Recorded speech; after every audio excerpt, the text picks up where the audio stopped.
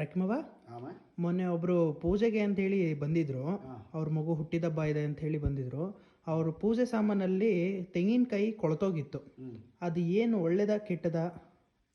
ಅದೇನು ಕೆಟ್ಟದೇನಿಲ್ಲ, ಶುಭ ಫಲನೇ. ಆದರೆ ಏನು ಅಂತಂದರೆ ನಮಗೇನೋ ದೃಷ್ಟಿಗಳಿದ್ದರೆ ಅಥವಾ ವಾಮಾಚಾರ ಪ್ರಯೋಗಗಳಾಗಿದ್ದರೆ ಅಥವಾ ಯಾವ್ದಾರ ನೆಗೆಟಿವ್ ನಮ್ಮ ಮನೇಲಿ ಜಾಸ್ತಿ ಇದೆ ಅಂತಂದಾಗ ಆ ಥರ ತೆಂಗಿನಕಾಯಿ ಕೊಳ್ತೋಗಿರುತ್ತೆ.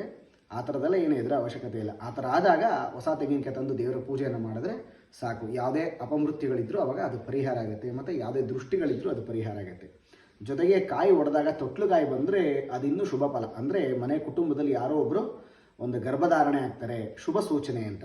ಅದೇ ರೀತಿ ನಾವೇನೇ ಒಂದು ಕೆಲಸವನ್ನು ಮಾಡಬೇಕಾದ್ರೆ ಆ ತೆಂಗಿನಕಾಯಿ ಒಳಗಡೆ ಹೂ ಏನಾರ ಬಂತು ಅಂತಂದರೆ ನಾವೇನಾರ ಒಂದು ಕೆಲಸಗಳು ಅಂದ್ಕೊಂಡ್ರೆ ಅದು 100% ಕಾರ್ಯಸಿದ್ಧಿಯಾಗುತ್ತೆ ಅಂತ. ಅದರಿಂದ ಹೆದರ ಅವಶ್ಯಕತೆ ಇಲ್ಲ. ನೀವು ದೇವ್ರಿಗೆ ಪೂಜೆ ಮಾಡೋದ್ರಿಂದ ಅದು ನಿಮಗೆ ವಿಶೇಷವಾಗಿ ಫಲ ಸಿಗುತ್ತೆ. ಹೆದರ ಅವಶ್ಯಕತೆ ಇಲ್ಲ. ಒಳ್ಳೆಯದಾಗಲಿ.